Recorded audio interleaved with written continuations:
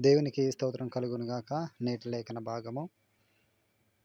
యెహోవా నీవే నాకు కీడముగాను, నీవే నాకు అతిశయాస్పదముగాను, నా తలెత్తువాడవుగాను ఉన్నావు.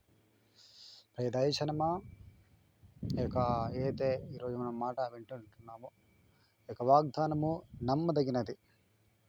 ఈ భూలోకంలో ఒక మనిషి తల ఎత్తబడాలన్నా, తల దించివేయబడాలన్నా, ఒక మనిషి ఆశ్రయించబడాలన్నా కూడా, ఒక మనిషి పతనం కావాలన్నా కూడా అది ప్రభువుపై అయినటువంటి ఆధారపడినట్టుగా ఉంటుంది. రెండవదిగా మన యొక్క ప్రవర్తనపై ఆధారపడి ఉంటుంది. మూడవదిగా దీని యొక్క మహిమ కొరకు, ప్రజలందరి ఎదుట మనం ఒక మహిమ కొరకు, పేరు ఖ్యాతి గడించడం కొరకు ఉంటుంది.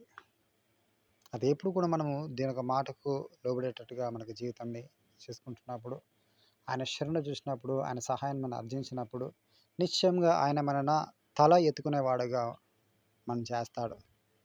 ఎక్కడ కూడా తలదించేవాడుగా మనం చేయడు. మనకు అతిశయాస్పదంగా ఉంటాడు దేవుడు. ఒక కీడంగా మనకు ఉంటాడు. దావీదు బెస్ట్ ఎగ్జాంపుల్ దీనికి. మాట మనందరి జీవితంలో నెరవేర్చును గాక.